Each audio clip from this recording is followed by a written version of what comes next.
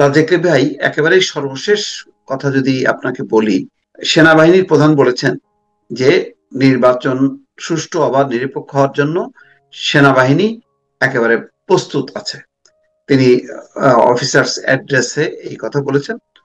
আরো কিছু বলেছেন যে সেনাবাহিনী নিয়ে নানা রকম অপপ্রচার বলেছেন, যে যারা করছেন তারা, তাদের বয়স কম, বড় হলে নিশ্চয়ই তারা লজ্জা পাবে। তো আপনি দুইটা এই কথাকে যদি মিলায় উত্তর দেন তাহলে কি বলবেন? ধন্যবাদ ফিরোজ ভাই আপনাকে এবং আপনার ভয়েস বাংলার দর্শক শ্রোতা।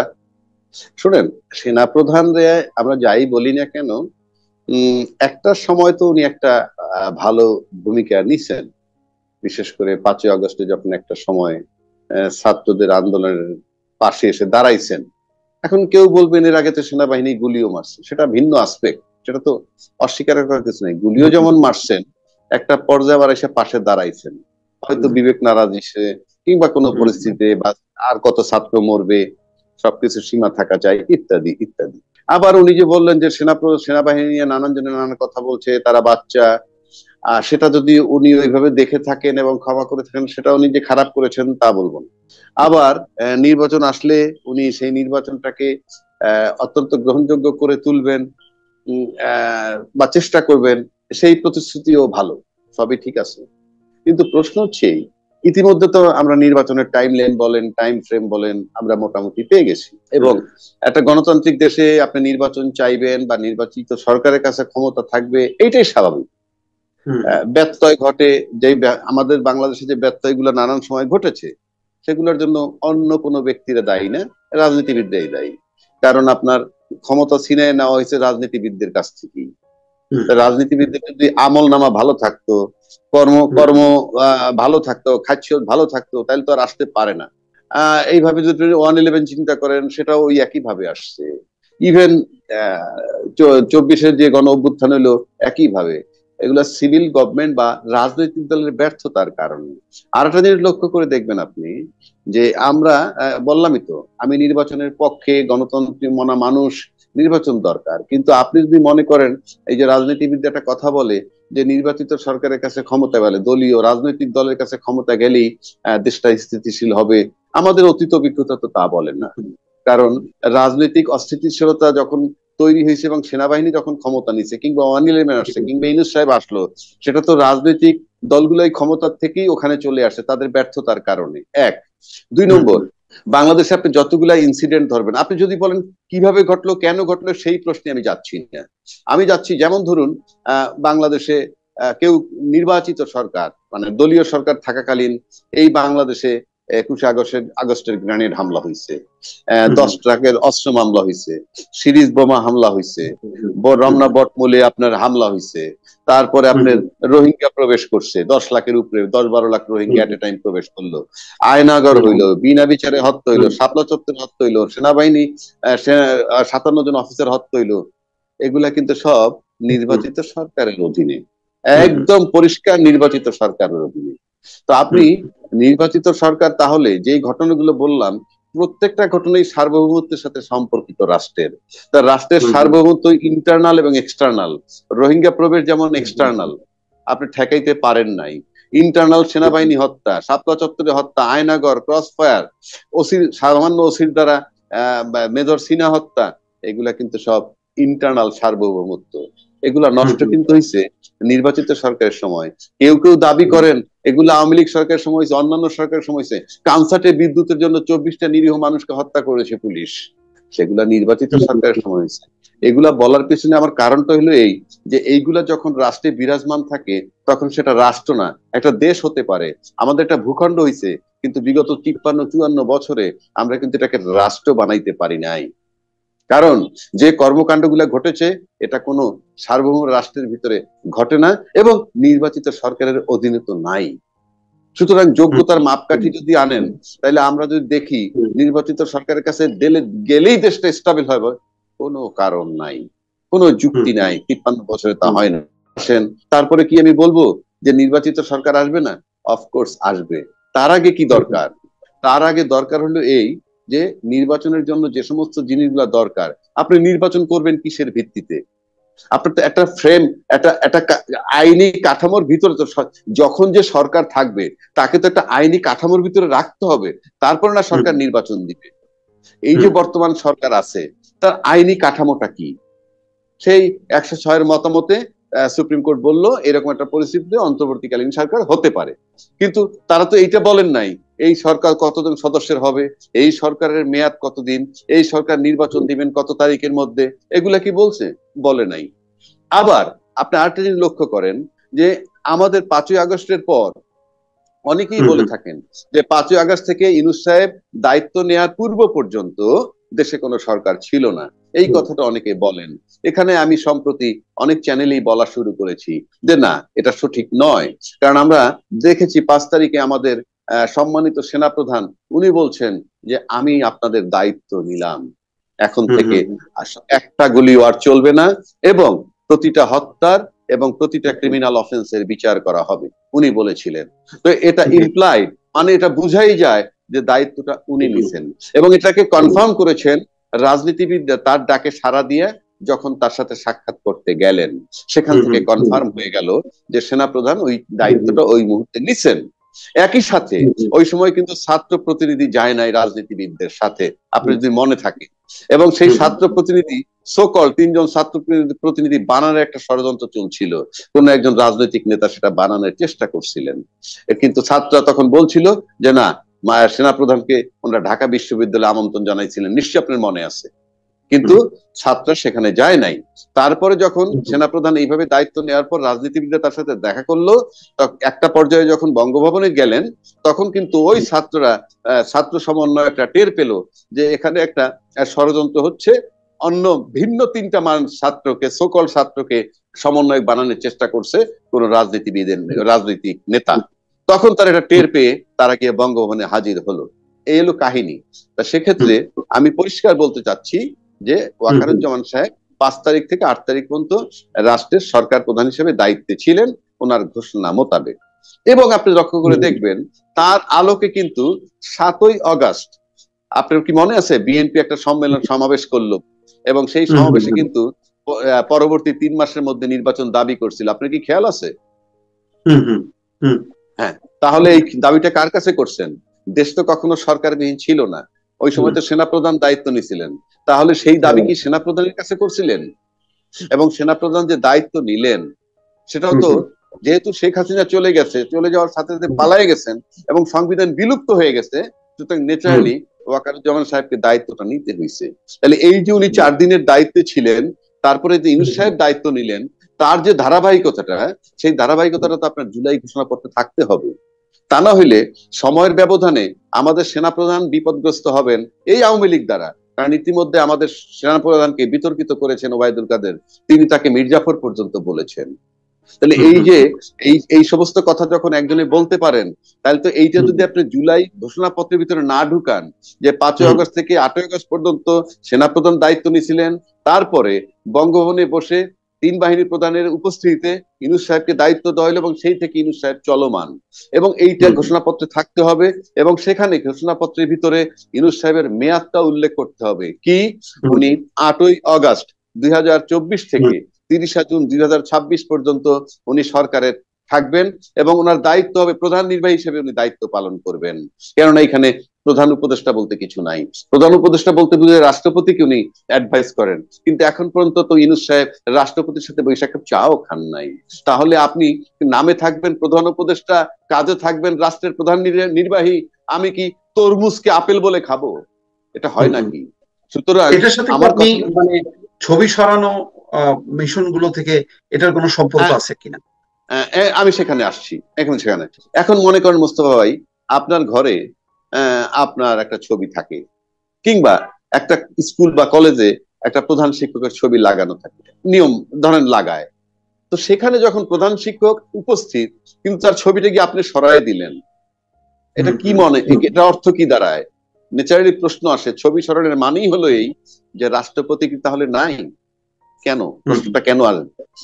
খুব স্বাভাবিক, কারণ এটা তামাশা না, এটা একটা রাষ্ট্র, এটা ক্লাব না, এটা সমিতি না যে আপনি আপনার মতো করে চালাবেন। তাহলে কি দাঁড়াইলো, আপনি যখন রাষ্ট্রপতির ছবিটা অপসারণ করে দিলেন, রাষ্ট্রপতি সিম্বলিক, সারা বিশ্বের যে কোনো লোক যখন বাংলাদেশ হাই কমিশনে ঢোকে কিংবা বাংলাদেশের কোনো এমবেসিতে ঢোকে, ওই ছবি ইন্ডিকেট করে জিএস রাষ্ট্রপ্রধান উনি, অর্থাৎ রাষ্ট্রের পতি, মানে রাষ্ট্রের দায়িত্বপ্রাপ্ত ব্যক্তি উনি।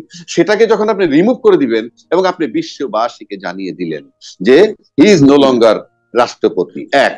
দুই হচ্ছে রাষ্ট্রপতির ছবি, রাষ্ট্রপতি যদি না থাকতো বাংলাদেশে এক কথা, উনি আছেন আমরা জানি কাগজে কলমে, সেক্ষেত্রে তার এটা স্মরণের মানে হচ্ছে কি, যেটা ছাত্ররা দাবি করছিল রাষ্ট্রপতির অপসারণ, ছবি অপসারণ আর রাষ্ট্রপতি অপসারণের মধ্যে খুব বেশি পার্থক্য আছে বলে আমার কাছে মনে হয় না। কারণ বাংলাদেশে ছবি পোড়ানো নিয়ে বহু মামলা হয়েছে, যে ছবি পোড়াইছে শুধু, তাতে যদি মামলা হয় তাহলে ছবি রিমুভ করলেও একটা বিরাট, আমি অফেন্স বলবো না, আমি এক্ষেত্রে ধরবো ভিন্নভাবে, সেটা হলো বিপ্লব হয়তো বা চলমান, এক নম্বর।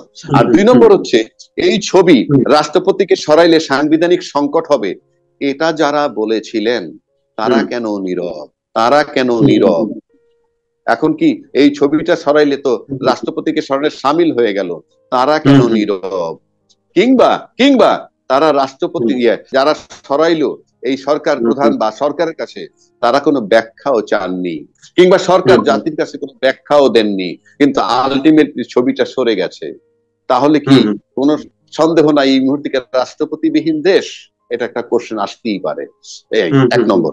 দুই নম্বর, আমি আপনাকে আর একটা কথা বলছি, সো কল সংবিধানের কথা সবাই বলে বাংলাদেশে, আই ডোন্ট আন্ডারস্ট্যান্ড। আপনি যদি 7ই আগস্ট নির্বাচন চেয়ে থাকেন 3 মাসের মধ্যে, তাইলে আমি ধরে নিলাম তথাকথিত মানে যে সংবিধানটা ছিল শেখ হাসিনার সংবিধান, সেটার আলোকে নিশ্চয়ই বলছেন, তাইলে তা না হলে আপনি 7ই আগস্ট নির্বাচন 3 মাসের মধ্যে কার কাছে চেয়েছিলেন? এক নম্বর। কারণ যদি ওই সংবিধান ধরেন তাইলে 8ই আগস্ট 2024 থেকে 7ই নভেম্বর পর্যন্ত 2024-এর মধ্যে 3 মাস হয়।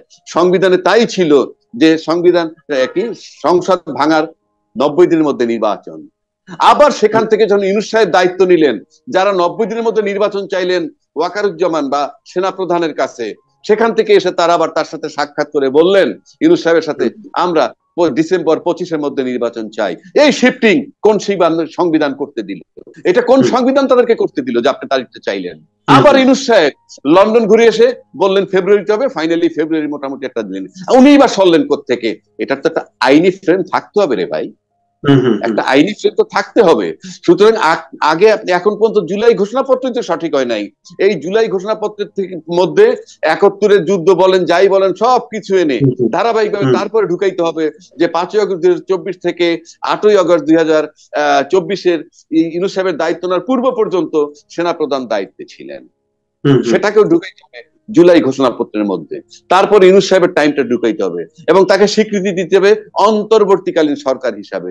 সেই হিসাবে জুলাই ঘোষণাপত্রের নামকরণও হবে অন্তর্বর্তীকালীন সংবিধান।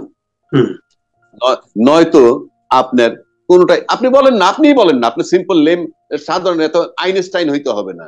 আপনি ফেব্রুয়ারি 2026-এ নির্বাচন নিলেন কোন সংবিধানে? এক্সিস্টিং সংবিধান তো বলে সংসদ ভাঙা 3 মাসের মধ্যে, যেটা ওয়াকারুজ্জামান সাহেবের কাছে দাবি করা হয়েছিল 7ই আগস্ট আমি মনে করি।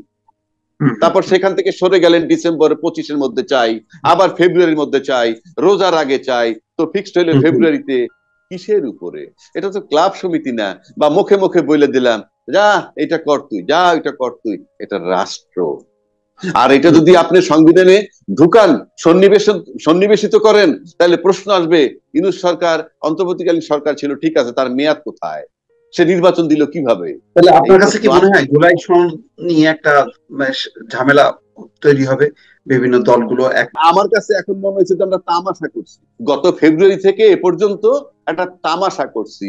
এরা চালাবেন রাষ্ট্র, এরা চালান রাষ্ট্র। কিসের ইউনূস সাহেব আর কিসের অন্যান্য রাজনৈতিক দল, ওনারা চালাবেন রাষ্ট্র। ওনারা বুঝেন না যে রাষ্ট্রের একটা আইনি কাঠামোতে থাকতে হয়। আপনি নির্বাচন করবেন, কালকে কিসের নির্বাচন করবেন? এখন তো কোন সংবিধানে করবেন? আগের যে সংবিধান সেটা আপনারা কেউ মানেন নাই, ফেব্রুয়ারিতে ডেট আনছে। তাহলে এখন কি পিআর সিস্টেমে নির্বাচন হবে নাকি স্থানীয় সরকার নির্বাচন আগে হবে? এখন তো ইউনূস সাহেব যা বলতেছেন, যেমন সেনাপ্রধান যে 4 দিন ছিলেন, ওই 4 দিন ছিলেন সেনাপ্রধানের সংবিধানে, আবার 8ই আগস্ট থেকে এখন চলছে ইউনূস সংবিধানে। তাহলে নির্বাচন যদি কালকে ইউনূস সাহেব ঘোষণা করেন পিআর সিস্টেমে আসেন, করবেন, হু উইল চ্যালেঞ্জ ইট? কিংবা স্থানীয় নির্বাচন আগে দিব, হু উইল চ্যালেঞ্জ ইট? হুম হুম আজকে যদি রাজনৈতিক দলগুলা বলে আপনি সংবিধান মোতাবেক দিবেন, তো সংবিধান তো আপনারাও বাইটে খাইলেন। আপনারাই তো হুম হুম সাহেবের সাথে দেখা করে বলছিলেন ডিসেম্বর 25-এর মধ্যে নির্বাচন দেন। এটা আপনি কোন সংবিধানে চাইছিলেন? হুম হুম হুম তো আমার সবকিছু মিলে মনে হচ্ছে আমরা নির্বাচন আদৌ পাবো কিনা, ইউনূস সাহেব থাকতে পারবেন কিনা, আমার সবকিছু মিলে আমি একটা চরম সন্দেহের জায়গায় আছি। বাট আমি আমি ব্যক্তিগতভাবে নির্বাচন চাই, নির্বাচিত সরকারের ক্ষমতা যাক, কিন্তু এটা গয়রহ না, এটা তামাশা না, এটা সমিতি না, এটা ক্লাব না, এটা একটা রাষ্ট্র। হুম দেশকে আগে রাষ্ট্র বানান, আগে দেশটাকে রাষ্ট্র বানান। আপনি দেশ হইছে একটা, দেশ মানে একটা ভূখণ্ড হইছে। 53 বছরে বাংলাদেশে কোন রাজনীতিবিদ বাংলাদেশটাকে রাষ্ট্র বানাইতে পারে নাই। যে যখন ক্ষমতায় গেছে তার কায়দা মতো স্বৈরাচার হইতে চাইছে। তা না হলে ইউনূস সাহেব, গয়রহ, অথর্ব, এই এই সরকারও কোনো যোগ্যতা নাই। রাজনীতিবিদরা কি করলেন আপনারা? ফেব্রুয়ারি থেকে বসে এখন পর্যন্ত ঐক্যমত্যে আসতে পারেন নাই। ঐক্যমত্যে আসতে পারলে তো ইউনূস সাহেবই লাগে না। আপনাদের কিসের মেধা রাজনীতিবিদদের দাবি করেন? বরং বললাম 10 ট্রাক অস্ত্র মামলা, ওই মামলা কি 21 গ্রেনেড হামলা, আয়না ঘর, বিদ্যুতের জন্য কানসাটে হত্যা, ছাত্রা চত্বর হত্যা, সেনা অফিসার হত্যা, সব রাজনৈতিক সরকারের অধীনে হয়েছে। এমনকি এমনকি 10-12 লক্ষ রোহিঙ্গা ঢুকছে, তাও রাজনৈতিক সরকারের সময়। আবার আপনারা বলেন আপনারা বিরাট বুদ্ধিজীবী, বিরাট জ্ঞানী, আর রাজনীতিবিদ। রাজনীতিবিদ আপনারা বানাইছেন, রাজনীতিবিদরা রাজনীতি বানায়, রাজনীতিবিদ বানায়, এই তো নিয়ম। এই মোস্তফা ভাই, রাজনীতিবিদই তো রাজনীতিবিদ বানায়। হুম হুম তাইলে আপনারা যাকে নমিনেশন দিয়ে রাজনীতি এমপি বানাবেন সেই রাজনীতিবিদ। যেমন সাকিব আল হাসান, শেখ হাসিনা টাইনে আইনে বানাইছে, উনি রাজনীতিবিদ। ফেরদৌস টাইনে আইনে বানাইছে, উনি রাজনীতিবিদ। মমতাজ টাইনে আইনে এমপি বানাইছে, রাজনীতিবিদ। আমি রাজনীতিবিদ না, মোস্তফা ফিরোজ রাজনীতিবিদ না। আবার মোর্শেদ কি, মোর্শেদ খান মোবাইল ব্যবসায়ীর টাইকাইন না আপনি ফরেন মিনিস্টার বানাই দিলেন। এরা রাজনীতি মানে আপনাদের জন্য সব মাপ। মানে রাজনীতিবিদরা যারা ডাইকাইন এমপি বানাবেন সেই রাজনীতিবিদ। কোথায় পাইছেন? আমি চ্যালেঞ্জ করলাম বাংলাদেশের সমস্ত রাজনীতিবিদরে, আপনি একটা সংজ্ঞা দেন রাজনীতিবিদ কাকে বলে। আর রাজনীতিবিদের সংজ্ঞা মোতাবেক যদি মনে করেন পাওয়ারে যাওয়া রাজনীতিবিদ হয়, তাহলে জিয়াউর রহমান রাজনীতিবিদ, এরশাদ রাজনীতিবিদ, ইউনূস সাহেব রাজনীতিবিদ, ফখরুদ্দিন সাহেব রাজনীতিবিদ। আর আপনারা এই সমস্ত লোকের কাছে টাইম টু টাইম নির্বাচন চেয়েছেন, খালি আচ্ছা, গল্প করেন আপনারা। আরেকটা বিষয়, কিছুক্ষণ আগে তারেক রহমানের একটা বক্তব্যকে আমি কোট করি: সংবিধান কিংবা লিখিত বিধিবিধান দিয়ে ফ্যাসিবাদ ঠেকানো যাবে না, এই কথা তিনি বলেছেন। এই কথার মাজেজা কি আপনার কাছে মনে হয়? আপনার কাছে মনে, আপনার প্রশ্ন করি, উনি ফেসিবাদ বলতে কাকে ফেসিবাদ মিন করছেন সেটা আগে বলেন। আমি আহ, সম্ভবত যেটা বলছেন যে শর্ত আরোপ করলে গণতন্ত্র উত্তরণের পথ সংকটে পড়বে। আমার ধারণা যে এই যে জুলাই সনদ নিয়ে যে নানা রকম যে লিখিত পড়িত হইতে হবে, হ্যাঁ, তা নাহলে ফ্যাসিবাদ আসবে, সম্ভবত ওই দিকটা লক্ষ্য করেই তিনি বলেছেন। আপনার কাছে কি মনে হয়? আপনি সংবিধান ফেসিবাদ বলতে বা কাকে মিন লিখিত করছেন প্রশ্ন করছি। ফ্যাসিবাদ ঠেকানো যায় না। ফেসিবাদ বলতে কাকে মিন করছেন, কোন দলকে মিন করছেন? যে যাদেরকে ঠেকানো যাবে না, ফেসিবাদ ঠেকানো যাবে না। ফেসিবাদ তো কোনো আসমানি কিতাব সংবিধান না, লিখিত বা ফেসিবাদ তো বিধিবিধান দিয়ে ঠেকানো যাবে না, মানে এটা ইন জেনারেল একটা একটা তাত্ত্বিক আলোচনা হয়তো তিনি করছেন, কোনো কাউকে হয়তো মিন করেননি। না না, যদি তাত্ত্বিক আলোচনা মানে করেন, তাত্ত্বিক বলতে আলোচনা চাচ্ছে যদি আমি যদি ফ্যাসিবাদ প্রতিষ্ঠা করতে চাই, তাহলে ওই সংবিধান বা লিখিত বিধিবিধান দিয়ে ঠেকানো যাবে না। মানে না না, রাজনৈতিক দল যদি ঠিক না থাকে, মানুষ যদি ঠিক না থাকে, এটা সেটা তো বলতে ঠিকই চাচ্ছে। আছে, সেটা তো ঠিকই আছে, আপনি চিন্তায় সৎ হবেন। মানুষ তো প্রথম চিন্তায় সৎ হয়, চিন্তায় অসৎ হয়। এখন আসেন, আপনি যদি মনে করেন যে ফেসিবাদ আনতে দিবেন না, কিংবা এক নায়কতন্ত্র আনতে দিবেন না, কিংবা স্বৈরাচার হইতে দিবেন না, তাহলে সবচেয়ে বেস্ট ফর্মুলা তো পিয়ার সিস্টেম। হম আপনি হম যদি এটা মনেই করেন, আপনি যদি বিশ্বাসই করেন, তাহলে সবচেয়ে বেস্ট সিস্টেম হলো পিয়ার সিস্টেম। তো পিয়ার সিস্টেম মানে কি? সব যে ভোট দিবে সেই ভাববে আমার প্রতিনিধি পার্লামেন্টে যাবে, নাম্বার ওয়ান। নাম্বার টু, শক্ত বিরোধী দল হবে। নাম্বার থ্রি, আন্দোলন সংসদের বাইরে কেউ করতে পারবে না, কারণ তোমার বক্তব্য বলার জন্য তোমার প্রতিনিধি পার্লামেন্টে গেছে। আবার বলে সরকার দুর্বল সরকার হয়। অফকোর্স সরকার দুর্বল হয়। কোন সরকার? যে সরকার ট্রান্সপারেন্ট না, যে সরকার চিন্তায় সৎ না, যে ব্যক্তি চিন্তায় সৎ না, যে ব্যক্তির স্বপ্ন থাকে আমি স্বৈরাচার হব, সে যদি মনে করে যে না আমার সিট কম থাকবে, আমি দুর্বল সরকার হব, তাইলে আমি প্রেসারে থাকবো এবং আমি সঠিক কাজ করব, তা তারই দরকার পিয়ার পদ্ধতিকে সাপোর্ট করার। আর যিনি করবেন না তিনি নিশ্চয়ই চিন্তায় সৎ নন। আমি সেকেন্ড অপশন দিচ্ছি, এটা বাদ দিলাম। আসেন তাইলে স্থানীয় নির্বাচনটা আগে করেন, সেটাও তো হম মানছেন না। সেটাও তো মানছেন না। কারণ স্থানীয় নির্বাচন যদি আপনি আগে করেন তাইলে পরে কি হবে, আপনার এমপি আগে হইলে তার পছন্দের বাইরে উপজেলা চেয়ারম্যান, ইউনিয়ন চেয়ারম্যান যেতে পারে না। আবার পরে যদি তারপরে যদি এমপি হয়, তাহলে তিনজন মিলে একটা নৈরাজ্য তৈরি করার কঠিন হয় যদি আগে স্থানীয় নির্বাচন হয়। কেউ কেউ আবার যুক্তি দিয়ে বলেন যে মার্কা ছাড়া যদি নির্বাচন হয়, স্থানীয় নির্বাচন মার্কা ছাড়া, প্রতীক মানে দলীয় প্রতীক ছাড়া, তাইলে পরে এটা হবে না। এটা বুলশিট। কারণ হচ্ছে আপনি মার্কা ছাড়া দিয়ে দিলেন, কিন্তু ওই সংসদ নির্বাচন যদি আগে হয়, তাহলে ওই মার্কা, আনারস মার্কা একজন আছে, কদু মার্কা আছে, কি তরমুজ মার্কা একজন আছে, সবই মনে করেন বিএনপির, কিংবা প্রতীক জামাতেরও 3 জন আছে, কিন্তু ওই যে কদু মার্কারে যে এমপি সমর্থন করবে সেই পাশ করবে। এই সমস্ত গল্প বাদ। আপনি পিআরও মানবেন না, স্থানীয় নির্বাচন আগে মানবেন না, আবার যদি বলেন চিন্তায় সৎ হইতে হবে কিংবা ফেসিজম আটকাইতে হবে, সেটার পদ আপনি মুখে বলবেন, অ্যাকশনে যাবেন না, হবে না তো, হবে না তো। আপনাকে চিন্তায় সৎ হতে হবে। আপনি গণতন্ত্রের থিওরি হলো, গণতন্ত্র সুন্দরভাবে লালন পালন করতে হইলে দুর্বল সরকার হতে হয়। আবার দুর্বল সরকার সবল থাকে কখন? যখন সে ট্রান্সপারেন্ট থাকে। একটা স্বচ্ছ মানুষকে 500 লোকে ভয় পায়, আবার অস্বচ্ছ লোকেও 500 লোকে ভয় পায়। অস্বচ্ছ লোকের কাছে বন্দুক থাকে, গুলি নিয়ন্ত্রণে থাকে না, স্বৈরাচার, সন্ত্রাস, তাকেও ভয় পায়। কোনটা বেছে নিবেন? সেটা শেখ হাসিনাকে সবাই ভয় পাইতো, শেখ হাসিনা কি স্বচ্ছ বলবেন? নো। আবার স্বচ্ছ লোকের ভয় পায়। আপনি চুজ করবেন আপনি কোনটা নিবেন। যেমন ফুলের উপর ভ্রমরও বসে, মৌমাছিও বসে। ভ্রমর নেয় বিষ, মৌমাছি নেয় মধু। পছন্দ আপনার। আপনি যদি মনে করেন যে আপনি স্বচ্ছ রাজনীতিবিদ হবেন এবং আপনি চিন্তায় সৎ হবেন, আপনি যত দুর্বল সরকারি হন না কেন, আপনি থাকবেন সবল।